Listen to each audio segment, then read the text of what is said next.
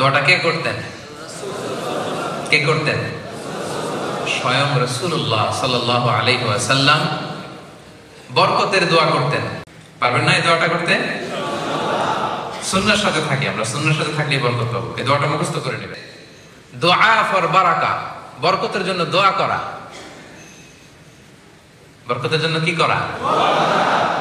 চাইতে হবে আল্লাহর কাছে, যেন আল্লাহ তাআলা আপনাকে যা দিয়েছেন তাতে আল্লাহ বারাকা ঢুকায় দেন। রাসূল সাল্লাল্লাহু আলাইহি ওয়াসাল্লাম চাইতেন, আমাদের তো চাওয়া লাগবে না? লাগবে?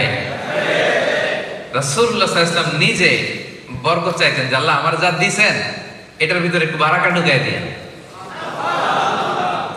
মালয়েশিয়াতে আপনারা যারা তারাবি পড়েছেন, এখানে ভিতরের সালাতে যে দোয়ায় কুনুত পড়ে হাত তুলে একটা দোয়া পড়ে, এটা অনেকের মুখস্থ। দোয়াটা হচ্ছে এরকম, আল্লাহুম্মা হদিনি ফিমান হাদাইত, মাহদিনি অথবা মাহদিনা, আমাকে অথবা আমাদেরকে। মালয়েশিয়াতে না দিয়ে বেশি পড়ে আল্লাহুম্মা হদিনা ফিমান হাদাইত ওয়া তাওয়াল্লানা ফিমান তাওয়াল্লাইত।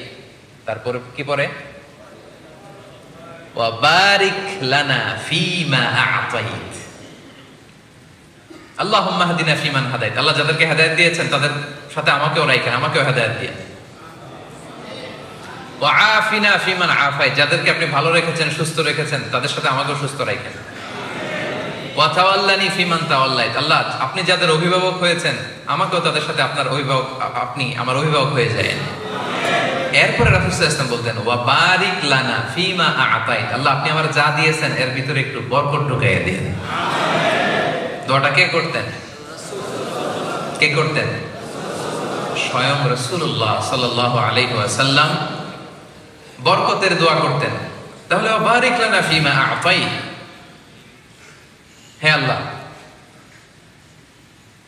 whatever you blessed me with give বারাকা ইন ইট, আল্লাহ আপনি যা দিয়েছেন এতে আপনি বরকত দিয়ে দিন।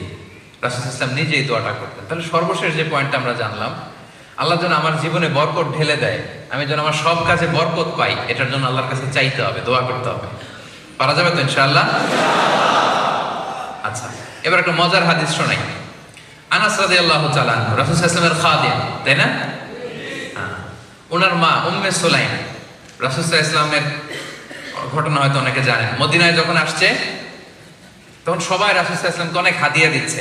কেউ এটা দেয়, কেউ জামা দেয়, কেউ অর্থকড়ি দেয়, কেউ খেজুর দেয়, এক একজন এক একটা দিচ্ছে। তো উম্মে সুলাইম খুব গরিব ছিলেন, দেওয়ার মতো কিছু নাই, কিন্তু মক্কা থেকে মদিনায় নবী আসছে, কি দিবে? মনটা তো ফেটে যায়, দিতে মনে চায়। গেলেন, ছোট্ট আনাসকে হাতে নিয়ে গেলেন, যে বলেন ইয়া রাসূলুল্লাহ সবাই আপনারা হাদিয়া দেয়, আমি হাদিয়া দেওয়ার মতো এমন কিছুই আমার নাই, আমার একটা ছোট্ট ছেলে আছে আনাস, এই আনাস রে আমি আপনারা হাদিয়া দিয়ে দিলাম। খোয়াইদিমুকা আনাস, ওরে খাদেম হিসেবে রাখলেন। বেশি কিছু করতে পারবেন না, আপনার ওযুর পানিটা এনে দিবে, আপনার জামাটা রেখে আসবে, মেসওয়াকটা নিয়ে পিছনে পিছনে ঘুরবে। আল্লাহু আকবার! কি ব্লেসড সাহাবী ছিলেন, রাসূল সাল্লাল্লাহু আলাইহি ওয়াসাল্লামের খাদেম হতে পেরেছেন। এবার শুনুন ওনার জীবনে কি বরকত নেমে আসছে। তো ওই সুযোগে মা একটু রাসূল সাল্লাল্লাহু আলাইহি ওয়াসাল্লামের কাছে দোয়াও চেয়ে নিয়েছে, যে বলেছে রাসূলুল্লাহ খাদিমুকা আনাস উদউল্লাহ লাহু, তার তো খাদেম হিসেবে দিয়ে দিলাম, তার জন্য আপনি একটু দোয়া করে দিন। রাসূল সাল্লাল্লাহু আলাইহি ওয়াসাল্লাম দোয়া করলেন।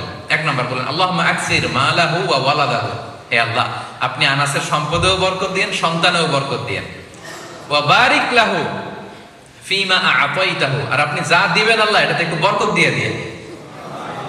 রাসূলুল্লাহ সাল্লাল্লাহু আলাইহি ওয়াসাল্লাম স্বয়ং দোয়া করছেন, আল্লাহ যা দিয়েছেন বা দিবেন বরকত দিয়ে দিন। কি বরকত হয়েছে শুনেন।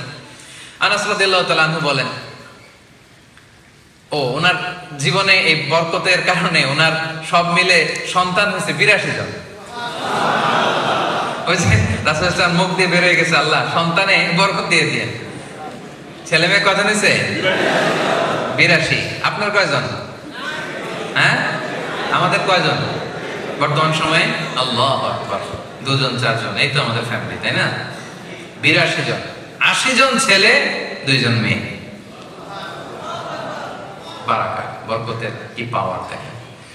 এরপর আনাস রাদিয়াল্লাহু তাআলা আনহু বলতেন, রাসূল সাল্লাল্লাহু আলাইহি ওয়াসাল্লামের দোয়ার বরকতে মদিনাতে অন্যদের মতো আমারও খেজুর বাগান ছিল। সবার খেজুর বাগানে বছরে খেজুর হতো একবার, আমার খেজুর বাগানে বছরে খেজুর হতো 2 বার। রাসূল সাল্লাল্লাহু আলাইহি ওয়াসাল্লামের বরকতের দোয়া। এজন্য বরকতের জন্য দোয়া চাইতে হয়। আল্লাহ আমাদের জীবনে আপনি যা দিয়েছেন তাতে আপনি বরকত ঢেলে দিন। সবাই আওয়াজ করে পড়েন আমিন। বিশেষ করে কোনো নিউ কাপল বিয়ে করে রাসূল সাল্লাল্লাহু আলাইহি ওয়াসাল্লামের কাছে আসলে রাসূল সাল্লাল্লাহু আলাইহি ওয়াসাল্লাম বরকতের দোয়া করতেন। নতুন কেউ আসলে রাসূল সাল্লাল্লাহু আলাইহি ওয়াসাল্লাম দোয়া করতেন, বারাকাল্লাহু লাকুমা ওয়া বারাকা আলাইকুমা ওয়া জামাআ বাইনাকুমা ফি খাইর। আল্লাহ তোমাদের দুজনের মধ্যে বরকত দেয়, বরকতের উপর তোমাদেরকে একত্রিত রাখো। নতুন স্বামী স্ত্রী আসলেই তাদের জীবনে যেন এই দাম্পত্য জীবন যেন বরকতময় হয়, রাসূল সাল্লাল্লাহু আলাইহি ওয়াসাল্লাম এই দোয়াটা করে দিতেন। পারবেন না এই দোয়াটা করতে? সুন্নাহর সাথে থাকি আমরা, সুন্নাহর সাথে থাকলে বরকত পাবো। এই দোয়াটা মুখস্থ করে নেবেন, বারাকাল্লাহু লাকুমা ওয়া বারাকা আলাইকুমা ওয়া জামাআ বাইনাকুমা ফি খাইর। এই দোয়াটা করবেন। এবং মদিনাতে যখন সিজনের প্রথম খেজুরটা আসতো, প্রথম ফলটা আসতো, আনসারী সাহাবারা এই খেজুরের থোকা নিয়ে রাসূল সাল্লাল্লাহু আলাইহি ওয়াসাল্লামের কাছে আসতেন, যাতে রাসূল সাল্লাল্লাহু আলাইহি ওয়াসাল্লাম দোয়া করে দেয়। রাসূল সাল্লাল্লাহু আলাইহি ওয়াসাল্লাম দোয়া করতেন, আল্লাহুম্মা বারিক লানা ফি সামারিনা, আল্লাহ আমাদের মদিনার ফলে বরকত দিয়েন, মদিনার ফল ফসলে বরকত দিয়েন। ওয়া বারিক লানা ফি মাদিনাতিনা, আল্লাহ আমাদের মদিনা শহরে বরকত দিয়েন। সুবহানাল্লাহ। এই বরকতের প্রভাব কি মদিনায় গেলে বুঝবেন। মদিনার মাটিতে বরকত, মদিনার বালুতে বরকত, মদিনার বাতাসে বরকত, কারণ এই বাতাসে মিশে আছে বিশ্বনবীর ঘ্রাণ। সুবহানাল্লাহ পড়েন। কি যে বরকত, মদিনায় গেলে আত্মাটা প্রশান্ত হয়ে যায়। ওই যে রাসূল সাল্লাল্লাহু আলাইহি ওয়াসাল্লাম দোয়া করেছেন, আল্লাহ মদিনার ফলে বরকত দেন, মদিনার বাটখারায় বরকত দেন, মদিনার সবকিছুতে, ওজনে বরকত দেন, ফল ফসলে বরকত দেন, এই শহরে বরকত দেন। রাসূল সাল্লাল্লাহু আলাইহি ওয়াসাল্লামের বরকত, বরকতের দোয়া। বিয়ে করা,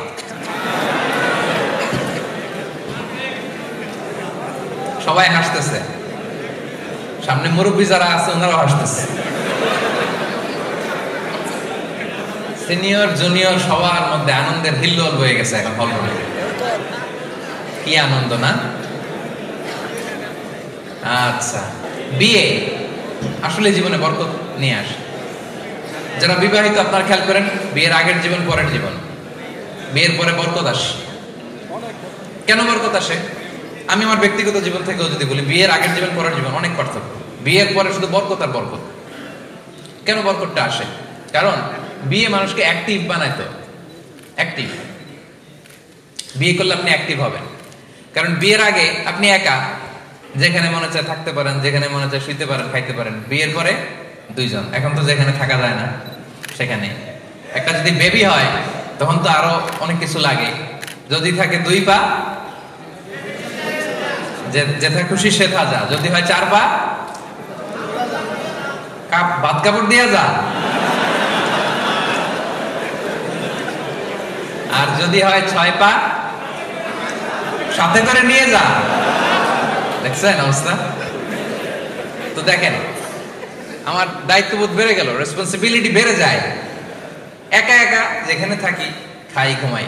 দুইজন হলে আমার দায়িত্ব বাড়ে, আমার রেসপন্সিবিলিটি বাড়ে। ফলে আমি এনার্জেটিক হয়ে উঠি, আমি হার্ড ওয়ার্কিং হই। আমার স্ত্রীর জন্য আমার উপার্জন করতে হবে, আমার সন্তানের ভবিষ্যতের জন্য আমাকে লড়াই করতে হবে, স্ট্রাগল করতে হবে, হার্ড ওয়ার্ক করতে হবে। ঠিক কিনা? এটা আমাকে এনার্জেটিক বানায়, ফলে বারাকা নেমে আসে। আল্লাহ তাআলা বলছেন, ইয়াকুনু ফুকারা ইউগনিহিমুল্লাহু মিন ফাদলি। আল্লাহর ওয়াদা, আল্লাহর প্রমিস। যুবক ভাইয়েরা যারা হাত তুলেছে, বিয়ে করো না এখনো, আল্লাহ বলে ওরা যদি গরিব থাকে, আল্লাহ তাআলা তার নিজ ফজল এবং করমে বিয়ের পরে ওদেরকে ধনী বানিয়ে দেবে। কারণ দায়িত্ববোধ বাড়ে, বেশি সচেতন হন, অলসতা কমে যায়, বরকত নেমে আসে।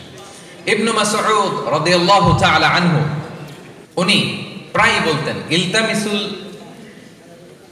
গনা আও গিনা ফিন নিকাহ, বিয়ের মাধ্যমে তোমরা ধনাঢ্যতা তালাশ করো। এই আয়াতের তাফসীর যখন তিনি করতে যেতেন, তিনি বলতেন, তোমরা বিয়ের মাধ্যমে আল্লাহর কাছে ধনাঢ্যতা তালাশ করো, ধনী হওয়ার প্রক্রিয়া তালাশ করো।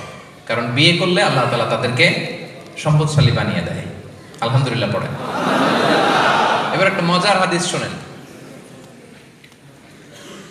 রাসূলুল্লাহ সাল্লাল্লাহু আলাইহি সাল্লাম বলেছেন, তিন শ্রেণীর ব্যক্তি আছে। কয় শ্রেণী? যাদেরকে সাহায্য করা আল্লাহ তাআলা নিজের উপর ওয়াজিব করে নিয়েছেন। এর মধ্যে এক শ্রেণী হচ্ছে আন-নাকিহ আল্লাযী ইউরিদুল আফাফ। আন-নাকিহু ইউরিদুল আফাফ, এমন যুবক যে বিয়ের মাধ্যমে নিজের চরিত্রকে হেফাজত করতে চায়। এমন অবিবাহিত যুবক যে বিয়ে করে নিজের চরিত্র বাঁচাতে চায়, ক্যারেক্টার বাঁচাতে চায়, আল্লাহ বলে ওর এই বিয়ের ব্যবস্থাপনায় ওকে হেল্প করা আমি আল্লাহ নিজের জন্য ফরজ করে ফেলেছি। আল্লাহ সাহায্য এসে আপনার সাথে যুক্ত হবে যদি আপনি বিয়ে করেন। তো করবা তো বিয়ে তোমরা? হ্যাঁ, ইনশাআল্লাহ। আচ্ছা, নেট করে ফেলছে আজকে, বিয়ের বন্যা বয়ে যাবে কিছুদিন পর এই ওয়াজ শোনার পরে। একেবারে আল্লাহ তুমি কবুল করো।